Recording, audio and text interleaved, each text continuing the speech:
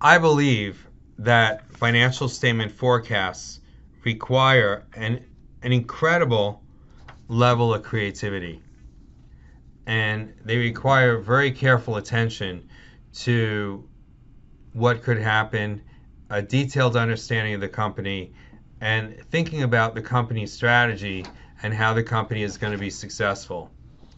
So, the more information you can incorporate into your forecast, the better idea you can get of what's going to happen in the future. Companies give a lot of guidance, and there are people who follow specific companies full time. They know everything there is about a specific company, and they're able to incorporate that information into their spreadsheets and into their forecasts very quickly. So companies provide a lot of guidance to analysts, and you want to use that. So once you prepare your spreadsheet, that's really, it's not like an income statement. We finish the income statement and it's audited and here it is and it's time to go on to next year. It's not at all like that with forecasting. Rather, the way forecasting works is you have a forecast, and as you get more and more information, you make small changes to the forecast to make it more and more accurate. So, and what you'll find is that initially the changes that you make are pretty significant. And if you do this, if you're successful at this, then slowly the changes will get more and more incremental and small. And that's when you know you're getting at reality. But it requires attention to a lot of information that comes from different places and some creativity in how you're going to figure things out.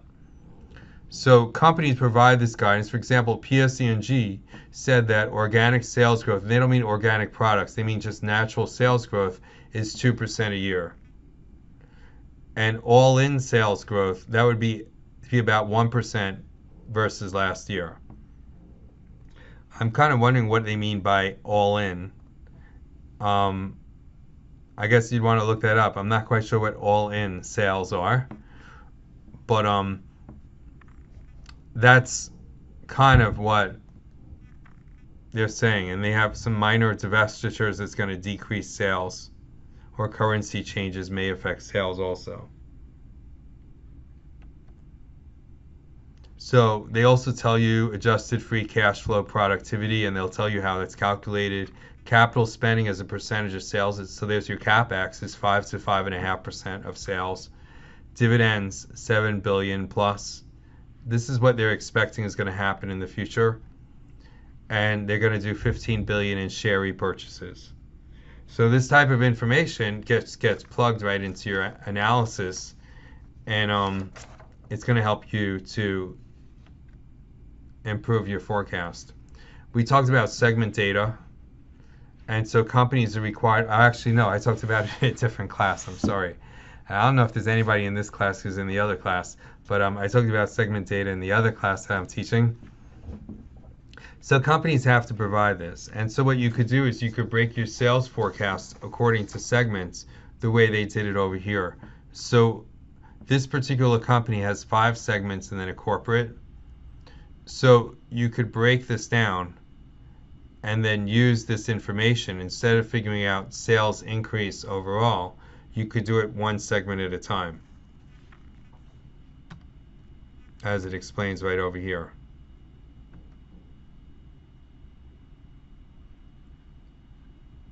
And so this way, here you can see what apparently what Morgan Stanley analysts do is they try to project sales of different products and then use that to estimate their prediction of sales. So what they're doing, and this is from one of their reports, I suppose, is a combination of organic sales growth, which includes volume and price increases. There may be a change in product mix, and that would also affect the estimates. Expected foreign currency changes are going to affect sales too. If you have a foreign currency increase, as we've talked about before, or was that in another class? If you have, no, I talked about it here. If you have foreign currency increase, that's also going to affect your sales. And if planned divestiture, i.e. when they sell a segment or a piece of a segment, then that's going to affect your sales too. So Morgan Stanley was forecasting a decline, and based on a more detailed analysis than what we were looking at. And here you can see a full, what they call a top-line sales growth estimates for the 5 operating segments. Another thing to think about is the impact of acquisitions.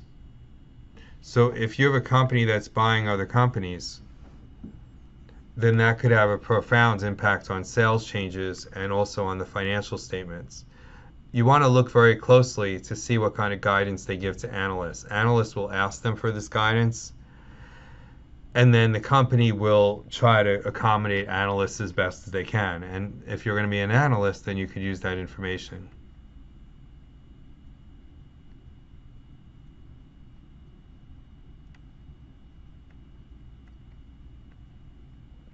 Companies also do something, we've talked about this before, called pro forma disclosures.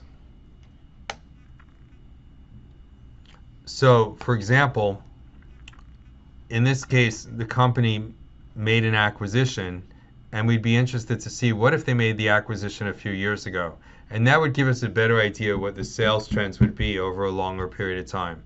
So if they just made the acquisition in 2006, then we would see a big jump in 2006, and it'd be hard to predict what would happen in 2007. But if they give a pro forma disclosure, as if the acquisition had happened in the beginning of 2004, and it had all been one company all along, then that would make it much easier to estimate the future growth. So here you can see this is as if Gillette had been acquired at the beginning of each year. So we could see what the overall sales trend was from 61 to 67 to 71. That's a sales increase of about 5, or in this case, a sales increase of about 5. Actually, it's almost 7. And that's an increase of about 3.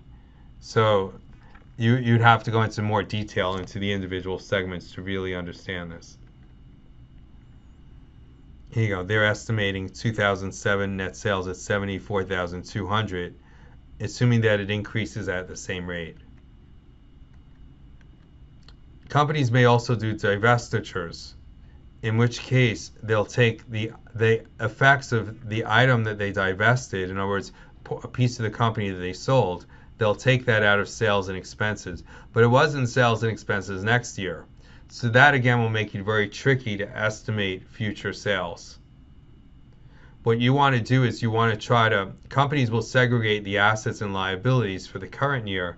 What you might want to try to do is see if they give more guidance on how this affected prior years and what's likely to happen in the future. But discontinued operations themselves don't have a terribly big impact on projections, because they're not going to happen again. You can only divest, you can only sell off a division once. So once you sell off the division, that's not going to have an effect in the future. And what you want to do with your forecast is you constantly want to go back over it and improve it.